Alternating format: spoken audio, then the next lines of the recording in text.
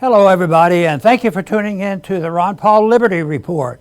With us today, once again, our friend Daniel McAdams. He is our co-host. Daniel, good to see you today, and you're inching back to work, and I'm glad to see you.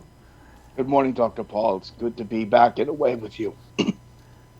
Wonderful. I want to start off with all the activity, the political activity. You know, what's going on right now reminds me a lot about 1968. And I think it was in Chicago, and the Democrats were fighting. And it was over, demonstrations over war. It was a division. It's similar to a lot what's going on now, because you have the progressives who hate the war and would like to end it, more so in the 68 than they are now. But there is a progressive element that says, look, we should at least have peace talks and pause things and work toward peace. And yet the vicious language going around about each side has to have, wipe out the other side, it's very, very bad as far as I'm concerned. But, because of the political chaos in 68, it wasn't good for them at the next polls. And the Republicans didn't have the greatest candidate anyway to begin with. And of course, that's when Nixon was coming into the fold and he wins that election. But I think this is really very tough, for the Democrats. And it's lining up. You have to go back and forth. Well, who's on whose side? And it's not easily done. I think in 68 it was more precise. Most of the Democrats were sick of the war, and the Republicans were more hawkish, and that's generally the case right now. That is true. But I tell you, they have a long way to go, because right now the animosity is building, which if you're thinking about partisanship and parties, yes, this is probably puts the Republicans in a little bit better position. But Daniel, what concerns me is, the big picture and the philosophy, and are we really arguing the case for a non-interventionist foreign policy, constitutionally driven, or are we talking about more of the same, regardless of who wins the election? But right now, there's a lot of arguing to be done, and I'm sure a lot of Republicans are just delighted that the Democrats are doing this fighting. Yeah, Dr. Paul, and excuse my voice, please. I've been out ill for a while. I think Fauci may have sent a virus my way, a special virus my way. We both noticed this article in Politico.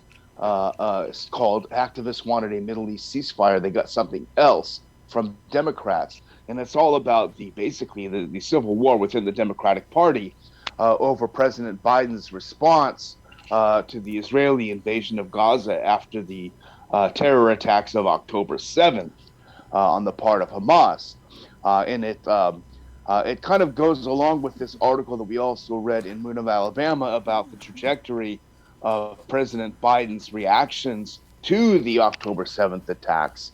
And they were originally very hawkish as his political orientation. He's always been very hawkish, very neocon foreign policy, especially in the Middle East. But his initial reaction, of course, was to be in favor of basically ethnic cleansing. He's talking about they needed to have safe passage for Palestinians to leave the Gaza and all of this sort of thing.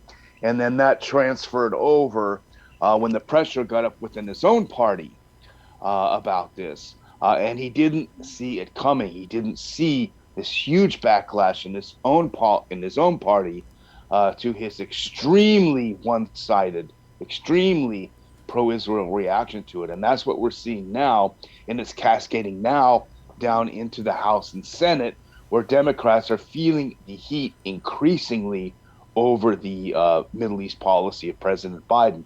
And we could talk about it a little bit later, Dr. Paul, but a couple of recent polls have really underscored how frustrated not only all Americans, but particularly Democrat voters are with this one-sided policy. We're very good. The one difference now compared to what was happening in the 60s, it took the American people to really get disgusted and get into demonstrations and make it a political event and have an election like we had in 1968, because the crowd's getting out there. They're huge. I've been very impressed with the number of people, for various reasons, are saying, what's going on over there now is pretty unfair to the Palestinians. But the others say, well, they shouldn't even exist. I remember in one of our debates, it was in the debates, they decided, do the Palestinians, are they a people? Like, do they exist? And the way the talk now is, no, they don't exist, and if they do, we have to deal with this. So I think that back then it took a lot of 10 years and a lot of killing, and before the demonstrations started, but the demonstrations are starting right now. And my guess is that a lot of people are suffering, and there's a lot of appeal to the argument, why are we sending more money to Ukraine or to the Middle East, all these things. But it started with Ukraine. While we're having so many problems here, we have these huge deficits, we have this inflation, so maybe the sentiments are such that the stage may have been set by the resistance that finally built against COVID. And I thought that was very positive. But the other side of this is, yes, but this can lead to problems. There's some violence going on already. There's certainly a lot of violence going on in the Middle East. So anybody should, with a bit of decency, should say, well, what is so evil about taking a pause in this killing and shooting? And why don't we just stop for a moment and take a breath? Maybe something good would come of it. Yeah, well, they've done it for for 4 days, and they're thinking about more. But why should it be so hard to just think, well, maybe there's a benefit to this? I certainly think so, because people are anxious. So in a way, in a subtle way, I sort of think that the expression of this is early compared to the 10 years of the loss of life of Americans during the Vietnam War. That was terrible. And even after the '68 election, a lot of Americans were killed. So it was the warmongering of the deep state was very, very powerful, and the Republicans far outclassed, the Democrats as far as warmongering. But right now, there's a lot of Democrats have become neocons, and they don't have that progressive element. And even when there's a chance to vote and express themselves from a progressive view, the progressive there are ducking the vote. So I keep looking for positive things. I would hope what's going on now in this pause and the frustration is a pause where maybe there's a better way. And if they come and ask us, Daniel, I think we'd have a suggestion for them. Yeah, I mean, I think you're right. I think most Americans, most people would say that obviously after the attacks of October 7th, you would expect a response. Now, the initial claims were that 1,400 Israelis were killed. That's been revised downward since then. And there's also a lot of things in the Israeli media, not so much in the U.S. media, about friendly fire attacks, which may have meant that even less people were killed by Hamas. But nevertheless, it was an attack. Innocent people were killed, and you'd expect a response. But the problem is you've had 20,000 civilians killed thus far in Gaza, and that includes 10,000 kids, babies, infants in these hospitals that are getting raided. So I think that's what happened, is the tide of world opinion has begun to change significantly over the unbelievable scale of the killing of civilians, Israeli killing of Palestinian civilians. So I think that's what's part of some of the revolt within the Democratic Party, in the political article, it talks about a kind of a staffer revolt, and it's actually like a former staffer revolt. It started out with former campaign staffers to Bernie Sanders. Now they sent him a letter saying, please back a ceasefire. He hasn't done it. You talk about progressives, he staked out that territory, but he's not following it. And the same was true with Elizabeth Warren. Her former aides penned a letter pressing her to support a ceasefire. She hasn't done it either. They tried to do the same with Senator Fetterman. He told them to get lost. And so you're seeing all of these people who are Democrat Party supporters, activists, aides, analysts, telling these senators you have to get behind this ceasefire. The grassroots is definitely behind it. So you're seeing this kind of revolt, and the numbers are terrible. One number that's quite interesting, in fact, Dr. Paul, is this poll. I was looking at it. It was earlier this month, put on by NPR and Marist poll, and it talks about U.S. support for funding for Ukraine and Israel. Now, the support for authorizing both Ukraine and Israel money, so that big package of U.S. aid to Israel and Ukraine, that only has 35% support among Americans. So less than half of Americans support that huge aid package. But when you split them up, it's even worse, because when you take out, do you support only sending the Israel funding, that goes down to 14%. You support only the Ukraine funding, that goes down to 12%. So in this poll, the biggest response, the most popular, was do not support authorizing additional funding for either war. And that's 36. So the numbers are there. Americans are very much opposed to this. And if you look at just Democrats and take Republicans out of the mix, Dr. Paul, it's even worse for Biden and even worse for the Democratic Party. You know, in the Politico article, there's a paragraph I want to read because it's sort of frustrating. It doesn't really help our position. It says that the notion of placing any conditions on this aid has so far gained little traction outside the progressive left, though some Democratic appropriators have tried to attach restrictions to the Biden administration original massive security spending. You know, there's a little bit of talk about it, but when you think of this, first we give money years and years in advance. I mean, just think how long the UN has been making sure there's peace in the Middle East forever, and how the United Nations sort of is a monkey wrench, as far as I'm concerned, for setting up conditions like this. And then the promise of continued funding. But all of a sudden, predictable fighting breaks out. I don't think anybody's totally shocked. You know, the Israelis and the Palestinians are fighting each other. But right now, I think one of the frustrating things is mostly in the States now, with all the television reporting, is they say Israel has a right to defend itself. Obviously they do. Who would ever say, no, they don't have a right to defend themselves, just lay down their guns.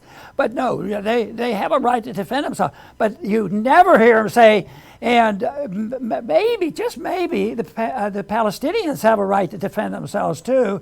And when you look at the blockade and other things, there could be a case made for some of the outlandish conditions that they've been living under, and to build the frustrations. But so far, this is not accepting any restrictions on how this money is spent. The best way to not argue about how it's going to be spent is the best way is just don't send it. And because the truth is we don't have it. For people to say, well, we're a rich country and we can do this, it's no big deal, we can handle it. And I think it was the Secretary of Treasury said, you could fight 2 wars at one time, yeah, with fiat money, but that's self-limiting. And it isn't. We don't have the money, and then we pretend we have money, so we dilute the supply, the value of the dollar. We go over there, and since they won't accept non-intervention, they won't accept the fact that we shouldn't be sending money. But if you do send the money, why in the world, when you say, well, you're not allowed to pursue and be aggressors and create wars and do all this nonsense, which is impossible. It is true. They say, well, that can't happen. It'd be too hard to control how they spend it. A gift is a gift, and let them spend it the way they want. That's why it's much easier, Daniel, I think, for us to argue the moral case of why should we steal money from the poor people in this country, give them inflation, lower their standard of living. At the same time, we send it off to somebody else that creates war. It perpetuates our problems. And some might say, Daniel, and I know you understand this, they say, yes, but we create jobs.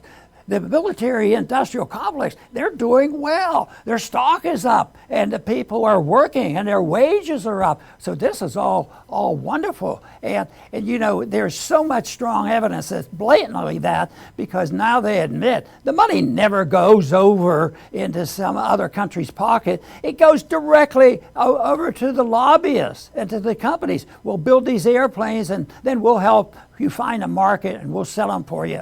So we need an awakening, I'll tell you, just an awakening of some common sense in what really is going on. And that's why I think it's reasonable to suggest that the conditions right now are so frustrating, and that things that took a lot longer in '68 to get really bad, where the American people said enough is enough.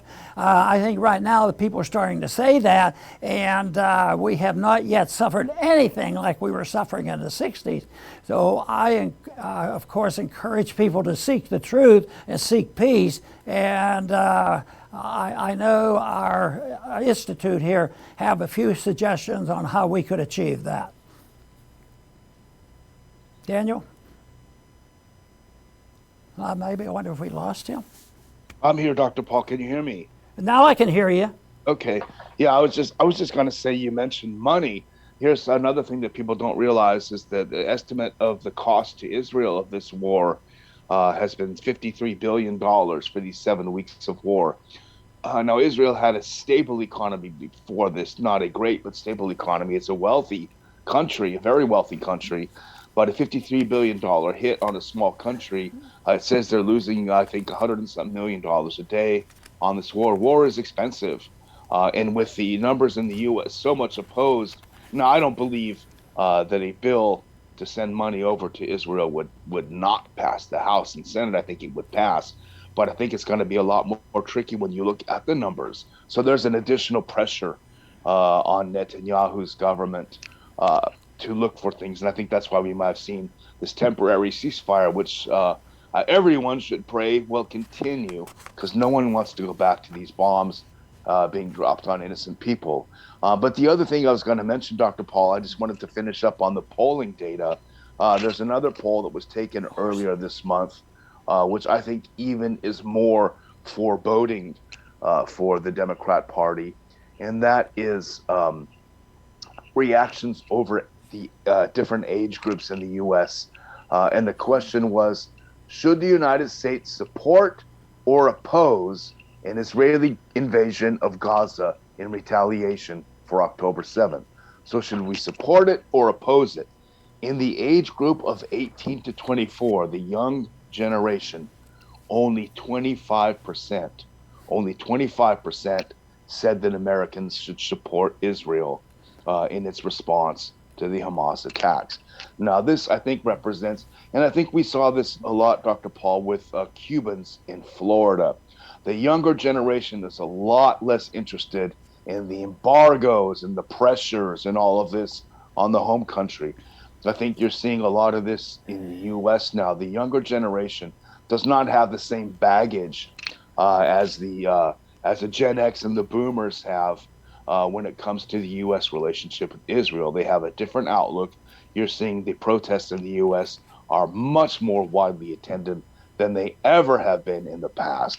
And so when you look at a Democratic Party that is losing 75% of young people over this Israeli policy, with an already very unpopular president. In fact, I was just looking at one number, Dr. Paul, among independents. There's a brand new poll that just came out. Among independent voters, President Biden is at his lowest popularity ever, which is 27%. That's a new Gallup poll, I think, that came out yesterday. He only has 27% of the support of independent voters. And the percentage of those who oppose his handling of the Gaza-Israel crisis is enormous. I don't have that exact number, but I think it's 89%. So you say, well, independents, there's not many independents. Well, in fact, 49% of registered voters consider themselves politically independent. So you're looking at half of all voters. Among that half of all voters, only 27% support President Biden. He's taking a huge dive in the polls, and his Middle East policy has a lot to do with that, I think. But sometimes there are other factors involved, and what you're reporting is very, very important, and that is the case. There is a sentiment, and it's probably a legitimate polling system. But once again, when you look for some information about what the public is thinking about, during the last presidential election, there were several Democrats running against Biden, and there was one that dropped out immediately because she was so unpopular, so she was gone. So who gets picked? Oh yes, but she has the qualifications. She has the right background and all that kind of stuff. So Harris gets picked, and nobody remembered she was the worst vote getter ever. But now she's an asset for the Republicans, and that also adds to the quandary the Democrats are in, because if they fire Biden, or he gets sick, or he's incapable or something, they say, my gosh, we're going to have to answer a lot of questions about Kamala Harris. So they're in a terrible position. But that means the American people are in a terrible position, to do this. But this whole thing has come up, and they did have a vote this past week. I wanted to bring up about our friend Thomas Massie. Yes, they had a resolution there that said you have to vote for this because we're sick and tired of anything said negatively about Israel. But it's not quite so simple. But they did that, and most of the resolution was decent until they said that criticizing the government of Israel is anti-Semitism. And that anything that talks about the philosophy of it, the Zionism and the stuff goes on, if you say anything that you're an anti-Semite, you're not allowed to think and talk about it. So there was a vote, and you'll say, well, why even tell them about the vote? It was one-sided. The whole thing was 400-something to 1. So that settled it, didn't it? No, I don't think so. I don't think it settled anything. So Thomas Massie voted against it. He says he can't understand why he has to vote something like this that says that he has a political opinion about foreign policy. Oh, you're an anti-Semite. And you know what? It didn't work. It hasn't worked for him. And I have a suspicion on why that happened. Yeah, they'll write things about it. But this is recalled. I think, Daniel, you were around and remember about it. I voted probably by myself, but had a vote to recognize Cardinal O'Connor. And I had nothing against him. I thought he was a great person, a great leader, and this sort of thing. And I would say praise him if you want to do that. But there was a gold medal involved, well, technically, it sounds good. How could anybody be against that? I mean, to give the recognition to somebody like that. So I voted against it. And I remember very clearly, and this is what you might remember, Daniel, I came back to the office, and it was different than most of the time. I walked in, and the staff said, the New York Times called you, the New York Times called you. And I said, well, are they on the phone or something? And I said, no, it looks like we took care of it. I said, well, what they call about? And they called about and said, why did Paul vote against a resolution to praise Cardinal O'Connor? And they said, oh, he votes always against anything like that, these gold medals, because technically it's not authorized in the Constitution. And the message they gave me said, oh, they were discussing, oh, heck. And I got off the phone. They said, oh, if that's the case, no story whatsoever. Yeah. The story could have been, why would somebody make that point? So, but people then generally left me alone and didn't pester me until they had an opportunity. But that's the big thing. I think I think the use of terms are terrible. They use it in a terrible way because back when I was campaigning for the presidency, anything to suggest that you're favorable toward the terrorists, I mean, that you lose your citizenship over that. But what if they distort it? And even today, I mean, they use the word terrorist carelessly and frequently, no matter what you do. Well, even like voting against some of that money to go to the Middle East. You mean you're going to let the terrorists win? And they use it constantly, but now they're using this and extremely distorting the view of anti-Semitism and people who are defending liberty and want everybody treated equally and making sure that we live up to the Constitution. All of a sudden, they want to paint them as very bad people. Daniel? Yeah, I mean, it's, you can always count on Congress to grovel to pass some bill praising the flavor of the day. It's pretty depressing to see them groveling to squelch the First Amendment. I think that's a very unfortunate thing.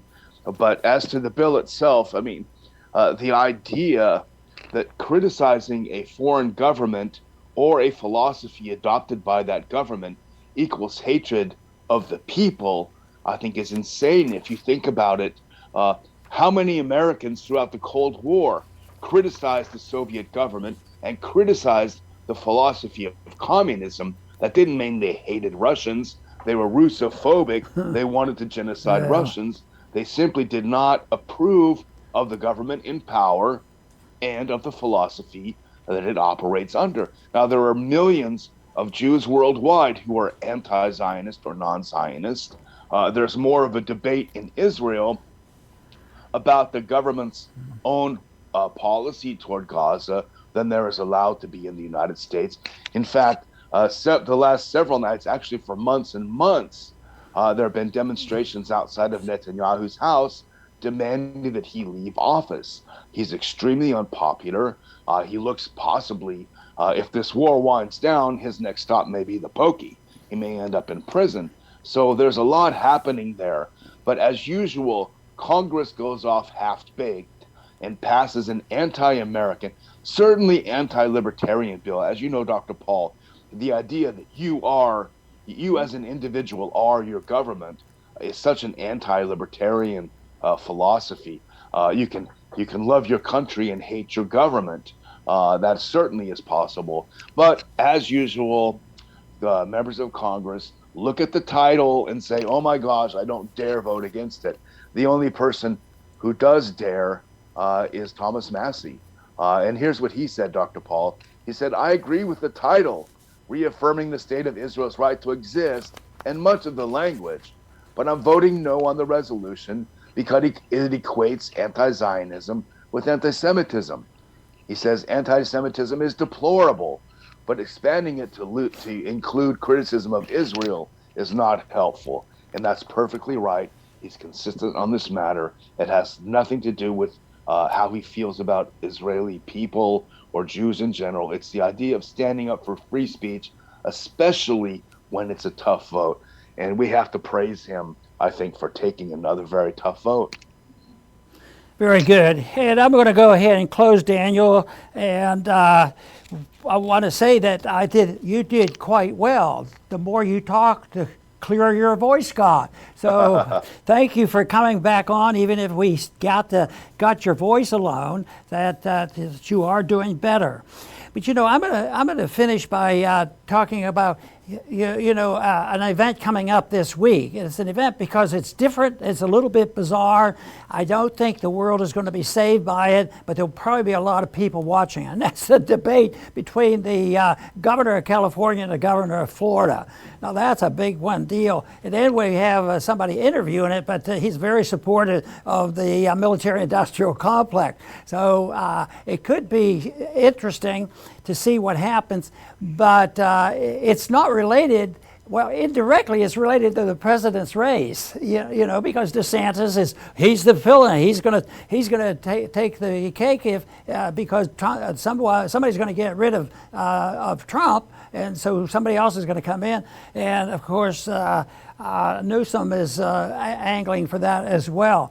But they're going to have this little debate on Thursday, And somebody suggested all they're going to talk about is who did the best job to stop the COVID, epidemic. And I imagine there'll be some comments made about that, bragging rights. But anyway, I don't think that's going to solve our problem of foreign affairs, of us too much intervention. So if it's too much intervention, past and present, for us getting involved overseas, and we end up in these wars like in Ukraine and the Middle East and around, that was the same way as there was I think more and more people are agreeing with us now. There was way too much intervention in trying to solve the problem of COVID, which now there's a big question. What is COVID? Where is it? I want to see it. Where is the documentation of it? A lot of people are questioning all that happened during that time. And that's to say, should we not care about liberty around the world? Should we not care about people who claim they're sick and have problems? No, you can have more concern realizing that government's inefficient. They're not good at it. They're lousy at it, and they don't have the authority to take over the medical care or the whole health care system, and they don't have the right to take over the whole educational system, and on and on. So it's the allowance of big government to get involved. And of course today we talked about how big government is messing up the Middle East, and they haven't even cleaned up Ukraine yet. So it's going to continue until people change their attitudes and their understanding what liberty is all about. And we should be doing a better job in convincing people of that, because if you're looking for more peace and prosperity, this is the only road to peace and prosperity, by accepting the fact that personal liberty is vital.